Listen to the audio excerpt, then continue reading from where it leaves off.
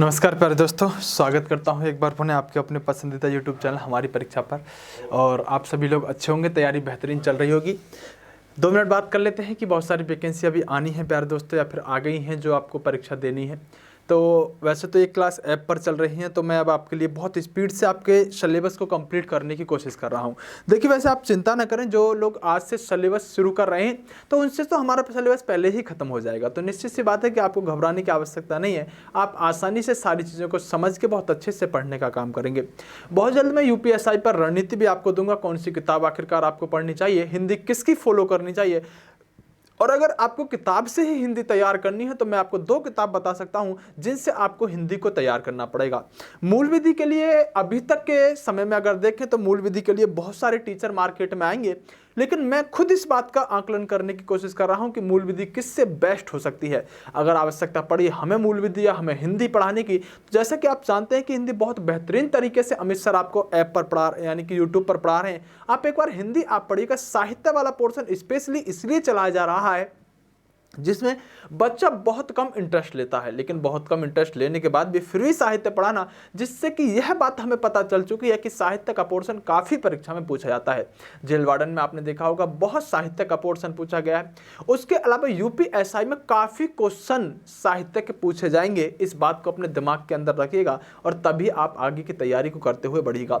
वर्णमाला आदि यानी कि हम बात करें व्याकरण एंड ग्रामर की, जो हिंदी की होती है वो कोई ज़्यादा महत्वपूर्ण नहीं होती और आसान होती है। सबसे अच्छी बात क्या है कि वो आसान पोर्शन होता है और उसे आप आसानी से समझ सकते हैं।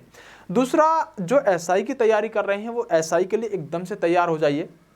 मैं रणनीति पर वीडियो बनाकर दूंगा और उस टाइम टेबल के अनुसार अगर आप तैयारी करने की कोशिश करोगे तो आप निश्चित रूप से सफलता की तरफ आगे बढ़ जाओगे। लेकिन समय आपके पास बहुत कम है, आप आगे बढ़ने के लिए अभी से तैयार हो जाइए।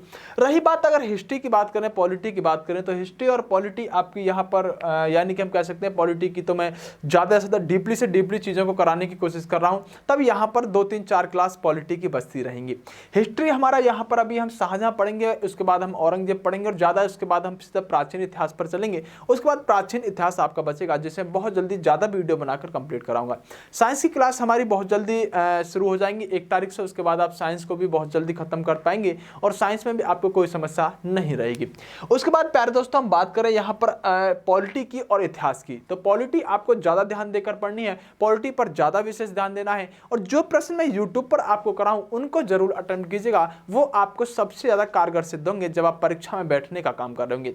आज के टॉपिक पर बात कर लेते हैं, आइएगा। आज का जो टॉपिक रहने वाला है प्यारे दोस्तों, आज का टॉपिक रहने वाला है शाहजहां। देखिए, शाहजहां के बारे में तो आप सभी जानते हैं कि ऐसा व्यक्ति जिसने मोहब्बत की निशानी के तौर पर यह ताजमहल बनवाने का काम किया था, उस व्यक्ति को आज आप पढ़ने वाले हैं। यानी मुगल काल के अंदर आप शाहजहां के जब आप साम्राज्य को पढ़ेंगे तो साम्राज्य क्या है, आखिरकार बचपन का नाम क्या रहा है, शाहजहां ने कौन कौन से काम हमारे यहाँ पर भारत के अंदर किए थे जब वो सम्राट बनने का काम करेगा। देखिए, आप अच्छी तरह से जानते हैं कि जो शाहजहां हुआ करता था, इस व्यक्ति को दरअसल शाहजहां के नाम से नहीं जाना जाता था। इस व्यक्ति को बचपन का नाम जो हुआ करता था यह खुर्रम हुआ करता था। क्या शाहजहां के बचपन का नाम खुर्रम हुआ करता था। 1 नंबर का प्रश्न बहुत आसानी से बनता है जिसे आप बहुत आसानी से अटेम्प्ट कर जाएंगे। शाहजहां के बचपन का नाम क्या था, तो आप कहेंगे खुर्रम इसके बचपन का नाम हुआ करता था। वैसे तो आप बहुत अच्छी तरह से जानते हैं कि जहां यहां पर शाहजहां रहने वाला है, ये शाहजहां एक ऐसी महिला से शादी करता है जिसको यहां पर अर्जुमंद बानो बेगम के नाम से जानते हैं। यानी अर्जुमंद बानो बेगम, यानी कि आगे चलकर यही महिला मुमताज के नाम से जानी जाएगी। और जब हमने यहां पर जहांगीर पढ़ा था तो जहांगीर के अंदर पढ़ते समय आपको बहुत अच्छी तरीके से इस बात को मैंने बताने की कोशिश की थी कि अली कुली बेग की यहाँ पर एक पत्नी जिसका नाम यहाँ पर नूरजहां, यानी कि वैसे तो हम इसे नूरजहां इसका नाम बाद में पढ़ा था, आप अच्छी तरह से जानते हैं। नूरी कहा गया, नूरजहां कहा गया या नूर महल कहा गया। इस नूरजहां ने एक ऐसा यहाँ पर जुनता बनाने का काम किया था जिसके अंदर उसने अपने भाई को, पिता को, अपनी माँ को, उसके अलावा लाडली बानो को यहाँ पर जोड़ने का काम किया था। तो जो इसका भाई था उस भाई की यहाँ पर एक बेटी थी जिसका नाम था अर्जुमंद बानो बेगम। और अर्जुमंद बानो बेगम से शादी जो कराई गई थी वो किसकी कराई गई थी, खुर्रम की कराई गई थी। और यही खुर्रम आगे चलकर क्या कहलाएगा, यही खुर्रम आगे चल के शाहजहां कहलाता है। जबकि जो वहां अर्जुमंद बानो बेगम हम कह रहे थे, वही महिला क्या कहलाएगी, वही महिला आगे चल के मुमताज कहलाएगी। तो इनके बचपन के नाम की बात करें तो यहां पर खुर्रम लिखा है, मुमताज का पहला नाम अर्जुमंद बानो बेगम हुआ करता था। जैसे बहुत सारे प्रश्न यहां पर बन के आते रहते हैं। जैसे मैं आपसे कहूं कि आप बताइएगा कि ताजमहल किसकी याद में बनवाया गया, तो आप कहेंगे सर ताजमहल किसकी याद में बनवाया गया, ऑप्शन दीजिएगा। और मैंने आपको ऑप्शन यहां पर दिया अर्जुमंद बानो बेगम। क्या, अर्जुमंद बानो बेगम। चलिए, मैंने आपको प्रश्न दे दिया कि ताजमहल बनवाने में एक ऑप्शन डाला अर्जुमंद बानो बेगम, और मैंने यहां पर खुद से अपने दिमाग का प्रयोग करते हुए मुमताज को ऑप्शन में नहीं डाला और 3 ऑप्शन और अन्य कोई डाल दिए। तब अगर आपको जितना भी आपने पढ़ा है तो आप मुमताज को ढूंढने की कोशिश कर रहे होगे, लेकिन अगर मैंने वह मुमताज डाला ही नहीं है तो अब आप क्या कहोगे, सर ये प्रश्न गलत पूछा गया था, ताजमहल किसकी याद में बनवाया गया, तो यहां मुमताज ऑप्शन के अंदर होना चाहिए था। मतलब बनवाया किसके द्वारा गया था, शाहजहां के द्वारा बनवाया गया था। किसकी याद में ताजमहल बनवाया गया, तब आप तो मुमताज को ढूंढोगे और मुमताज ऑप्शन में ना मिले तो आप ये कह सकते हैं सर अब हम इसमें आंसर अर्जुमंद बानो बेगम लगा सकते हैं, क्योंकि मुमताज का ही दूसरा नाम अर्जुमंद बानो बेगम होता है, जो शाहजहां की यहां पर पत्नी होती है। जैसे शाहजहां का बचपन का नाम खुर्रम होता था, ऐसे ही मुमताज के बचपन का नाम अर्जुमंद बानो बेगम हुआ करता था, जो आसफ खां की यहां पर बेटी हुआ करती थी। आसफ खां कौन था, आसम का जहांगीर की पत्नी नूरजहां का भाई था। और नूरजहां कौन थी, नूरजहां अली कुली बेग की यहां पर पत्नी थी। अली कुली बेग कौन था, अली कुली बेग एक अफगानी व्यक्ति था जो जहांगीर के दरबार में रहने का काम करता था। अब जहांगीर कौन था, तो जहांगीर के बारे में आप अच्छी तरह से जानते हैं।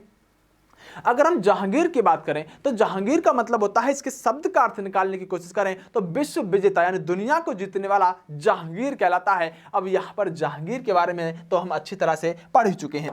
प्यारे दोस्तों, आगे बढ़ने की कोशिश करते हैं तो ध्यान रखिएगा, यह व्यक्ति जो है शाहजहां, इस व्यक्ति को आप 16 से 28 से पढ़ना शुरू करोगे, यानी 1628 से इसको हम पढ़ना आरंभ करते हैं और 1628 से लेकर इसको 1658 तक इसका शासनकाल रहता है। तो हम कह सकते हैं 1628 से लेकर और 1658 तक अब यहां पर शाहजहां के बारे में सब कुछ जानने का कोशिश करेंगे।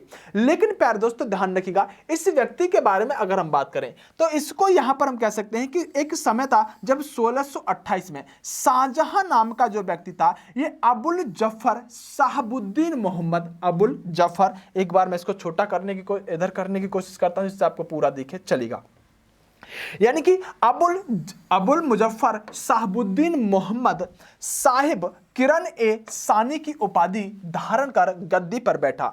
आगरा में इसका राज्याभिषेक हुआ। खास बात प्यारे दोस्तों ये है कि जो शाहजहां नाम का व्यक्ति है, ये जब गद्दी पर बैठने का काम करेगा तो इसकी जो उपाधि है वो इतनी बड़ी रहने वाली है। इस उपाधि को कई बार आपसे टुकड़ों में पूछ लेता है कि ये उपाधि किसकी है, लेकिन हम पूरी उपाधि की बात करें तो अबुल मुजफ्फर साहबुद्दीन मोहम्मद साहिब किरण ए सानी, साहिब किरण ए सानी, यहां पर यह शाहजहां की उपाधि रहती है, जिस नाम से शाहजहां गद्दी पर बैठने का काम करता था।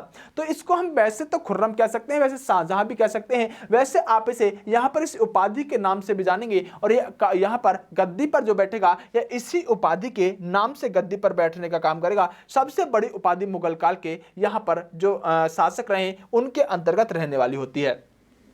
शाहजहां नाम का व्यक्ति जो है ये अर्जुमंद बानो बेगम से शादी करता है। अब इस बात में कोई समस्या नहीं होनी चाहिए, क्योंकि ऑब्लिक लगाकर मैंने लिखा है कि यह मुमताज महल से शादी करने का काम करता है। और मुमताज महली कौन है, तो यहां पर आपका गंगाधर ही शक्तिमान रहने वाला है। मतलब आप ये कह सकते हैं सर ये जो मुमताज है ना, यही यहां पर अर्जुमंद बानो बेगम है। तो मुमताज कहें या अर्जुमंद बानो बेगम कहें, इस महिला से शाहजहां की शादी हो जाती है। शाहजहां की शादी तो हो जाती है, लेकिन प्यारे दोस्तों समझने की कोशिश ये करेंगे कि शाहजहां से यह व्यक्ति बहुत ज्यादा प्यार करता है, बेइंतहा मोहब्बत, यानी शाहजहां इस मुमताज महल से बेइंतहा मोहब्बत करता है। वैसे तो मोहब्बत के बारे में कहा जाता है कि मोहब्बत की दास्तां में कुछ लोग ऐसे रहे हैं जिनके बारे में लिखा बहुत कुछ जाता है, लेकिन इस व्यक्ति ने यहां पर जो शाहजहां है इसने मुमताज के लिए ताजमहल बनाया है, वह भी प्यार की निशानी कही जाती है। वैसे कितना प्यार करता था इस पर मैं आपकी एक बार दृष्टि दौड़वाने की कोशिश करता हूं, और दृष्टि में दौड़वाता हूं 1631 से, जब मुमताज महल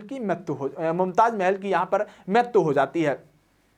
आखिरकार इसकी मृत्यु का मैं कारण आपसे बात करूं तो 1631 में जो मुमताज महल की मृत्यु हुई है, एक बच्चे को जन्म देते समय इस महिला की मृत्यु हो जाती है। और शाहजहां इतना मोहब्बत करता था कि इस मुमताज महल से कुल 14 बच्चे पैदा हुए और 14वें बच्चे को जन्म देते समय मुमताज महल की यहां पर मृत्यु हो गई। अब यहां पर जिंदा रहती तो हो सकता है ये कहां तक आगे का स्कोर चलता, लेकिन 14वें बच्चे को यहां पर जन्म देते हुए मुमताज महल की मृत्यु हो जाती है। लेकिन जो बच्चे यहां पर पैदा हो रहे थे, यहां पर उन पर ध्यान देना होगा कि इसमें से 14 बच्चे में से 7 बच्चे ऐसे थे जो यहां पर जिंदा रह पाए थे, लेकिन 7 बच्चों की यहां पर मृत्यु हो चुकी थी। लेकिन कंपनी को इस बात से कोई मतलब नहीं है कि प्रोडक्ट कितना यहां पर बच पा रहा है, उससे प्रोडक्ट बनाने से मतलब था। यानी कि 14 बच्चों में से 7 बच्चों की मृत्यु हो गई और 7 बच्चे जिंदा बचे हुए थे, और यहां पर 14वें बच्चे को जन्म देते हुए मुमताज महल की मृत्यु हो जाती है। तब आप भी जानते हैं कि इसकी याद में क्यों ताजमहल ना बनता। ताजमहल बनवाने से पहले जरा ध्यान से समझिएगा कि आखिरकार ये जो 7 बच्चे जीवित रहे हैं, सर इनके बारे में बताइएगा। तो देखिए, अगर 7 बच्चों की बात करूं तो इन 7 बच्चों में से यानी कुल बच्चे कितने हुए थे मुमताज महल को? 14 बच्चे हुए थे। लेकिन 7 बच्चों में से अगर मैं इनकी बात करूं यहां पर, तो ध्यान रखिएगा 7 बच्चों में से जो यहां पर 4 रहने वाली है संख्या, उस 4 संख्या में आप कह सकते हैं कि 4 संख्या यहां पर रहने वाली है पुत्रों की। यानी कि अगर हम पुत्रों की बात करें तो इसके पुत्र कितने रहने वाले हैं? तो पुत्र रहने वाले हैं इसके 4, जबकि 3 क्या रहने वाली हैं? तो 3 इसकी थी पुत्री। यानी मुमताज महल से पैदा होने वाले 14 बच्चों में से 7 बच्चे जीवित हुए, 7 में से 4 पुत्र थे, 3 इसकी पुत्री रहने वाली थी। इसमें से सबसे बड़ा जो बेटा था, इस बेटे को आप कहेंगे दारा शिकोह के नाम से जाना जाता था। यानी शाहजहां के सबसे बड़े बेटे का क्या नाम है? तो आप तुरंत आंसर लगाने की कोशिश करेंगे सर औरंगजेब, लेकिन मैं कहूंगा नहीं, शाहजहां के बड़े बेटे का नाम है दारा शिकोह। तो आप कहेंगे सर जब शाहजहां के बड़े बेटे का नाम दारा शिकोह है तो शाहजहां के बाद हम औरंगजेब को क्यों पढ़ने की कोशिश करते हैं? आखिरकार औरंगजेब क्यों आता है? तो उस पर मैं आपसे बात करने वाला हूं, क्योंकि औरंगजेब शाहजहां का तो बेटा था, लेकिन दूसरे नंबर का बेटा रहने वाला होता है औरंगजेब। यानी पहला बेटा सबसे बड़ा शाहजहां का दारा शिकोह के बाद औरंगजेब के बाद जो यहां पर दूसरा बेटा रहेगा, उस बेटे का नाम, तीसरा बेटा रहेगा, उस बेटे का नाम था शाह शुजा, और यहां पर जो अंतिम यानी चौथा बेटा रहेगा वह रहेगा यहां पर दारा शिकोह। यानी कि यहां पर मुराद बख्श यहां पर चौथा बेटा रहेगा। दारा शिकोह, औरंगजेब, शाह शुजा और उसके अलावा मुराद बख्श, ये 4 बेटे रहे हैं शाहजहां के। और इनके बारे में बात करें तो ये जो दारा शिकोह नाम का व्यक्ति था, ये दिल्ली पर शासन करने का काम करता था। दिल्ली की गद्दी पर कौन बैठा था? कुछ समय तक दारा शिकोह। बाद में क्या होगा कि इस औरंगजेब ही इस दारा शिकोह यानी अपने भाई को गद्दी से हटाएगा और अपनी गद्दी से हटाकर इस दिल्ली पर स्वयं शासन करने का काम करेगा। और औरंगजेब एक कट्टर व्यक्ति होगा जो अपने पिता, जो कि यहां पर पिता कौन होगा औरंगजेब का? शाहजहां। इस शाहजहां को बंदी बनवाकर जेल में डाल देगा और अपने भाई को रास्ते से हटाकर स्वयं यहां पर गद्दी पर बैठने का काम करेगा। लेकिन औरंगजेब को कहां का साम्राज्य दिया गया था? तो दक्षिण भारत का गवर्नर बनाने का काम किया जाता है औरंगजेब का, जबकि शाह शुजा नाम का जो व्यक्ति था ये बंगाल का गवर्नर बनता है। और जो मुराद बख्श है, ये मुराद बख्श गुजरात का गवर्नर बनने का काम करता है। ये दारा शिकोह नाम का जो व्यक्ति था, यह व्यक्ति बड़ा ही उदारवादी व्यक्ति था, बड़ा अच्छा व्यक्ति था, और इसको दिल्ली की गद्दी मिली थी। लेकिन दिल्ली की गद्दी मिलने के बाद यहां पर जो औरंगजेब नाम का व्यक्ति होता है, ये कट्टर होने के साथ साथ अपने भाई को रास्ते से हटाता है, पिता को जेल में बंदी बनवा के डलवा देता है और स्वयं दिल्ली की गद्दी को संभालने का काम करता है। यह दारा शिकोह नाम का व्यक्ति, इसको यहां पर लघु अकबर, छोटा अकबर कहा जाता है। इसे यहां पर लैन पूल ने छोटा अकबर यानी लघु अकबर कहने का काम किया है। इस व्यक्ति ने दरअसल बहुत सारे ऐसे हिंदू धर्म के लिए काम किए थे जैसे अकबर ने यहां पर अपने साम्राज्य में काम करने का कार्य किया था, उसी तरह दारा शिकोह भी अकबर के चरणों पर ही चलने वाला व्यक्ति था, तब इसलिए इसे यहां पर लघु अकबर कहा जाता है। उसके बाद भी हम बात करेंगे एक और मुख्य कारण जिस वजह से दारा शिकोह को लघु अकबर या छोटा अकबर या फिर दूसरा अकबर कहा जाता है। आपसे प्रश्न कई बार पूछाता है कि किस व्यक्ति को निम्नलिखित में से छोटा अकबर, लघु अकबर या दूसरा अकबर कहा जाता है? आप कहेंगे यहां पर दारा शिकोह को यहां पर लघु अकबर कहा जाता है। ये तो 4 पुत्र हो सकते हैं जो शाहजहां के हमारे 4 पुत्र रहेंगे। लेकिन जरा बात करते हैं सर इसकी पुत्रियों के क्या नाम थे। तो इनकी पुत्रियों की बात करें तो इसकी एक पुत्री थी जिसका नाम था मोहनारा, एक नाम था रोशन आरा, एक नाम था जहान आरा। आखिरकार आरा ही आरा था, लेकिन आ कुछ नहीं रहा था। 3 बेटियां थी और 4 पुत्र शाहजहां के जिंदा बचने वालों में शामिल रहने वाले थे। प्यारे दोस्तों, अगर हम आगे बात करें इस शाहजहां के बारे में, तो मैंने कहा कि दारा सिकों को लेनपूल नाम के व्यक्ति ने यहां पर क्या कहा है, लघु अकबर कहा है। क्योंकि दारा सिको नाम का जो व्यक्ति था ये अध्ययन में बहुत ज्यादा रुचि रखता था, मतलब पढ़ने में बहुत ज्यादा रुचि रखता था, इसीलिए इस व्यक्ति को अकबर दूसरा अकबर कहने का काम किया जाता है। और इसकी एक खास बात यह थी कि जिस तरह से अकबर जो था, जहां पर दोनों धर्मों को, हिंदू हो सिख हो या सभी धर्मों को एक साथ लेकर चलता था, उसी तरह दारा सिको जो था यह भी सभी धर्मों को समान मानने का काम करता था। इसीलिए इस प्यारे दोस्तों, इस व्यक्ति ने दारा सिको ने यहां पर 52 उपनिषदों को, कितने को, 52 उपनिषदों को फारसी में अनुवादित कराने का काम किया था। और जिसलिए इसको क्या कहा जाता है, इसको सिर-ए-अकबर भी कहा जाता है। तो ध्यान रखिएगा, उपनिषदों को किसने यहां पर, या फिर ऐसे पूछेगा सबसे ज्यादा उपनिषदों को, या कहेगा 52 उपनिषदों को किसने फारसी भाषा में तब्दील करवाने का काम किया या अनुवादित करवाने का काम किया, तो आप कहेंगे यहां पर दारा सिको के द्वारा यहां पर उपनिषद फारसी में ट्रांसलेट करवाने का काम किया गया था। इसलिए इसको लघु अकबर, सिर-ए-अकबर जैसी उपाधियों से नवाजा जाता है। ध्यान रखिएगा, मोस्ट इंपोर्टेंट प्रश्न होगा, यह प्रश्न आपसे बहुत ज्यादा पूछा जाता रहा है और आगे भी पूछे जाने की संभावना रहेगी। ज्यादा कुछ नहीं होता, वही क्वेश्चन होते हैं और आप सभी अच्छी तरह से जानते हैं, ये सामान्य से प्रश्न होते हैं जो आपको हर हाल में याद होने ही होने चाहिए।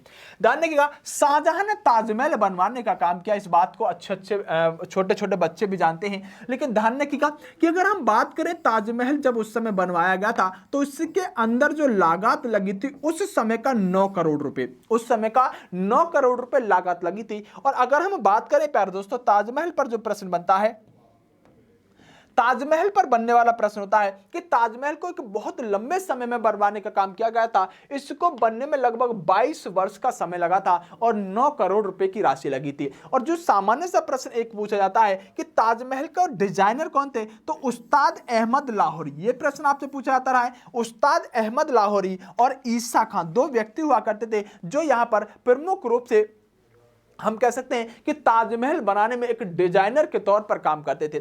देखिए, एक व्यक्ति और था वेरिजोनोरियो।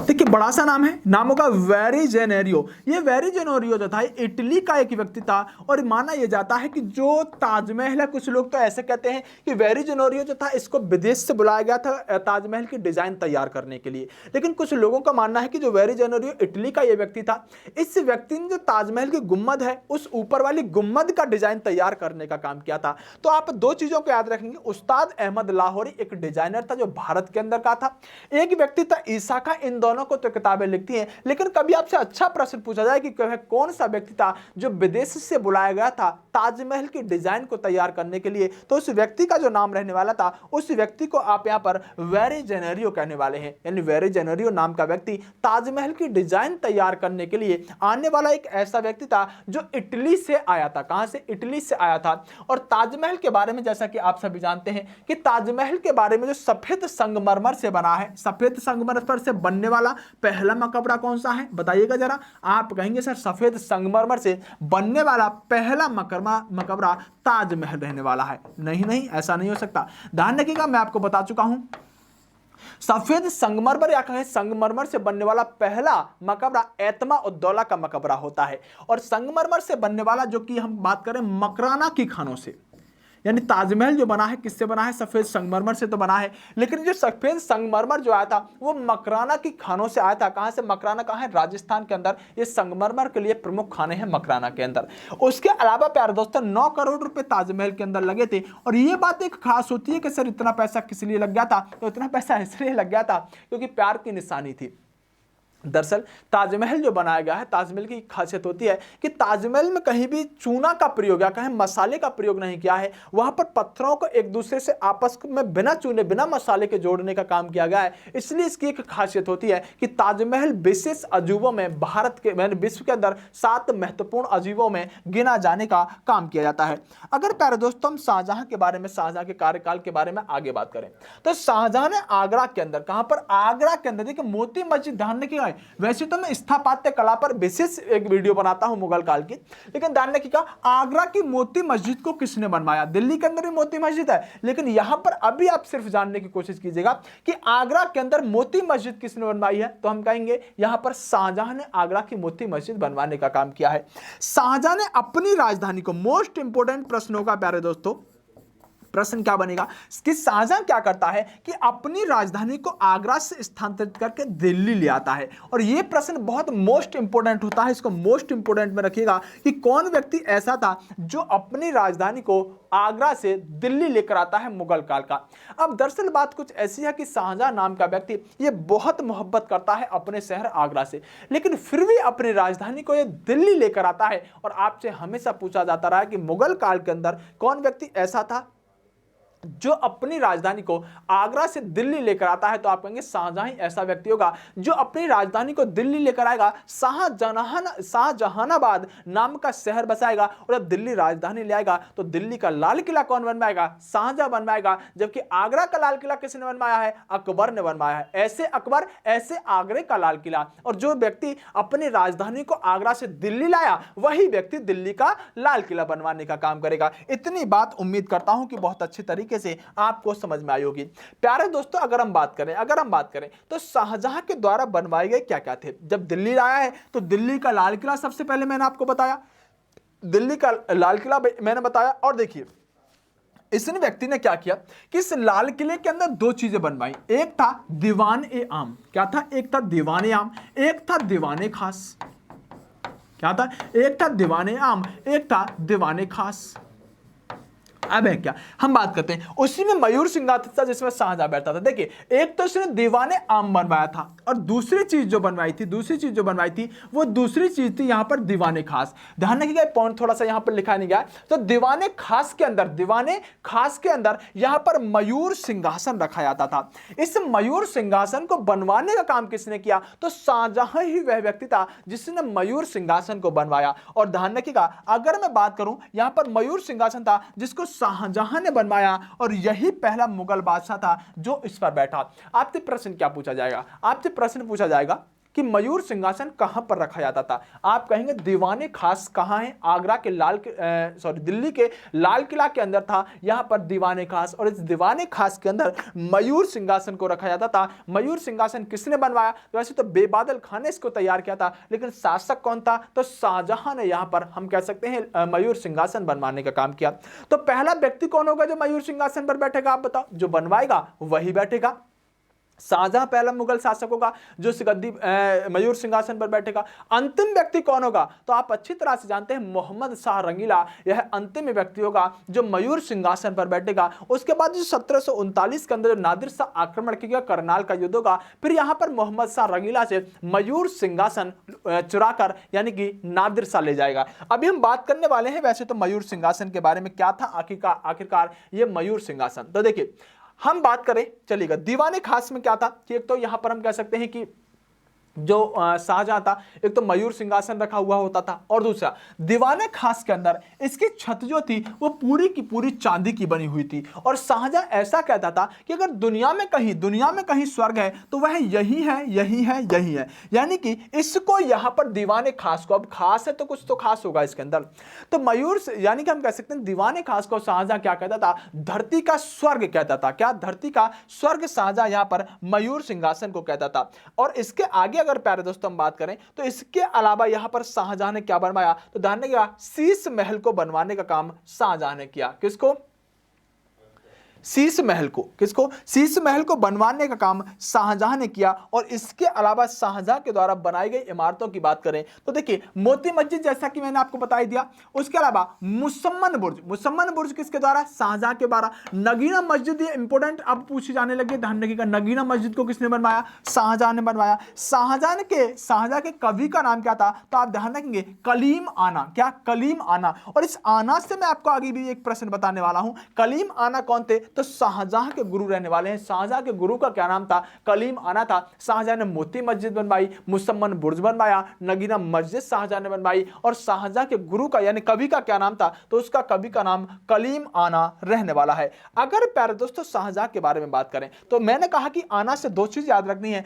कि शाहजहां के गुरु का नाम कलीम आना था और इसने आना नाम के सिक्के चलवाई। किस नाम के, आना नाम के सिक्के चलवाई। तो दो चीजें एक साथ याद रखने की कोशिश करेंगे जो कि शाहजहां से संबंधित रहने वाली है। उसके अलावा प्यारे दोस्तों ध्यान रखिएगा, देखिए प्यारे दोस्तों आगे बात करें अगर तो शाहजहां के काल में मुगल काल का स्वर्ण काल कहा जाता है। देखो अगर मैं बात करूं तो मैं आपसे एक प्रश्न पूछता हूं कि दूसरा स्वर्ण काल किसके काल को कहा जाता है। क्या, अगर मैं आपसे इस प्रश्न को पूछूं कि दूसरा स्वर्ण काल किस काल को कहा जाता है तो आप कहेंगे सर दूसरा स्वर्ण काल हमें नहीं पता। तो मैं कहूंगा देखो बेटा, दूसरा स्वर्ण काल जो कहा जाता है मुगल काल को कहा जाता है। किसको, दूसरा, यानी पहला नहीं कहेंगे, दूसरा स्वर्णकाल यह मुगल काल को कहा जाता है। और फिर मैं पूछूं कि मुगल काल के अंदर किसके शासन काल को स्वर्ण काल कहा जाता है, तब आप कहेंगे सर मुगल काल के अंदर भी शाहजहां के काल को स्वर्ण काल कहा जाने का काम किया जाता है। तो यह बिंदु एकदम से क्लियर हो जाना चाहिए। पूरे मुगल काल को दूसरा यानी इतिहास का दूसरा मुगल काल, दूसरा स्वर्ण काल किसके काल को, तो मुगल काल को। और मुगल काल के अंदर भी स्वर्ण काल किसको कहा जाता है, तब कहेंगे शाहजहां का जो काल था वो मुगल काल का अंदर स्वर्ण काल रहने वाला था। अगर प्यारे दोस्तों यहां पर समझने की कोशिश करें, देखिए ध्यान रखिएगा, एक समय क्या होता है कि मैंने आपसे कहा कि पहला बेटा जो दारा शिकोह था, दारा शिकोह दिल्ली की गद्दी पर बैठता है। लेकिन औरंगजेब को यह बात रास नहीं आती है, क्योंकि इससे अगला ही शासक हम औरंगजेब पढ़ेंगे तो बहुत अच्छी तरह से उसके अंदर इन चीजों को जानेंगे।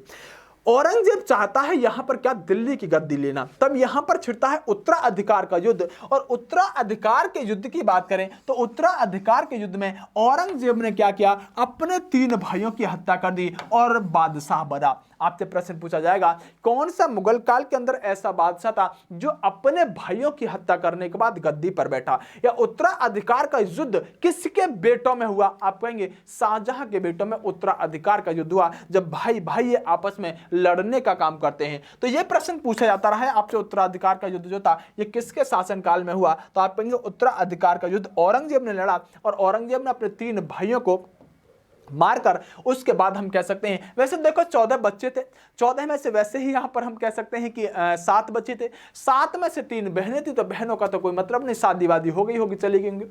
अब 3 बच्चे थे, यहां पर 3 बच्चे थे और 3 बचने के बाद या 4 बचने के बाद तीनों को मार दिया था औरंगजेब ने। और आपको मैंने एक बात और बताई थी, जब आपको याद हो कि जब औरंगजेब से एक बार ये अंग्रेज भिड़ जाने का काम करेंगे, औरंगजेब यहां पर एक डायलॉग मारता है कि औरंगजेब नाम है हमारा, 14 भाई बहन हुआ करते थे, 14 में से 7 मरे थे और 7 जीवित बचे थे, 7 में से 3 को हमने भाइयों को मार दिया था, उसके बाद हम बचे थे, नाम औरंगजेब है। आपको याद हो तो आपको अच्छी तरह से ये बात मैंने आपको बताई थी। लेकिन आइएगा, शाहजहां ने क्या किया, दिल्ली के अंदर शाहजहानाबाद नामक शहर बसाया। अगर प्यारे दोस्तों देखिए, राष्ट्रपति भवन से लेकर और अगर आप चलना आरंभ करेंगे राष्ट्रपति भवन से लेकर कहां तक, चांदनी चौक तक, तो राष्ट्रपति भवन से लेकर चांदनी चौक तक का जो यहां पर हम कह सकते हैं जो क्षेत्र होता है वही था शाहजहानाबाद। यानी कि राष्ट्रपति भवन से लेकर चांदनी चौक तक फैला हुआ था शाहजहानाबाद। इस शहर की स्थापना शाहजहां ने अपने नाम पर ही की थी, जो दिल्ली के अंदर अवस्थित रहने वाला है। जैसा कि प्यारे दोस्तों मैंने कहा आपसे कि जो मयूर सिंहासन रहने वाला था, इस मयूर सिंहासन को आप तख्त ए ताउस के नाम से भी जानते हैं। ध्यान रखिएगा, आपसे प्रश्न पूछा जाता रहा है कि तख्त ए ताउस किससे कहा जाता है? तो तख्त ए ताउस के नाम से जाना जाने वाला यहाँ पर जो सिंहासन है वह है मयूर सिंहासन। यानी मयूर सिंहासन को ही आप तख्त ए ताउस भी कह सकते हैं और मयूर सिंहासन भी कह सकते हैं।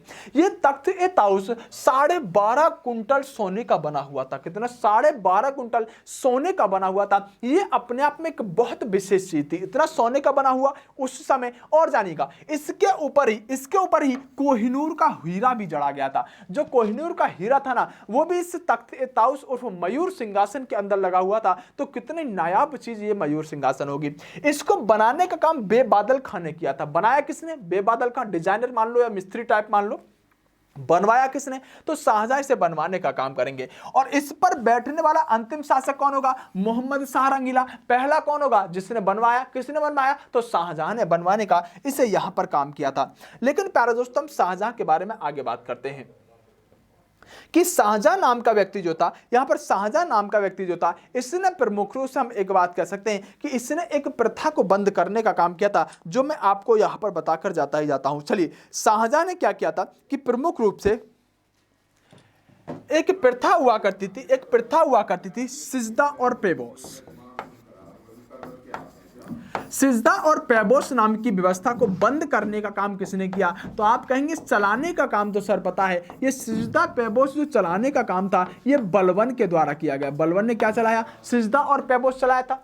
इस सिजदा और पेबोस को बंद करने का काम किसने किया? तो अब आप कहेंगे सिजदा पेबोस को बंद करने का काम शाहजहां के द्वारा किया गया था। किसके द्वारा? शाहजहां के द्वारा किया गया था। तो उम्मीद करता हूं कि जो इसके स्थापत्य कला आदि से संबंधित प्रश्न होते हैं, उनको मैं अभी आपके सामने और लेकर आऊंगा, और उसके बाद हम कहेंगे कि हमारा शाहजहां पूरी तरह से कंप्लीट हो गया है। लेकिन उम्मीद करता हूं कि आप अपनी तैयारी को यूं ही धार देते रहेंगे, अच्छे तरीके से चीज़ों को पढ़ते रहेंगे, आगे बढ़ते रहेंगे। मैं आपको अभी भी 1-2 वीडियो दूंगा, एक पॉलिटी के दूंगा, उसके बाद औरंगजेब की वीडियो आज ही आपको मिल जाएगी। लेकिन पहले इस वीडियो को देखिएगा, उसके बाद हम आगे बात करते हैं। चलिए, बेस्ट ऑफ लक, मिलते हैं अगली क्लास में।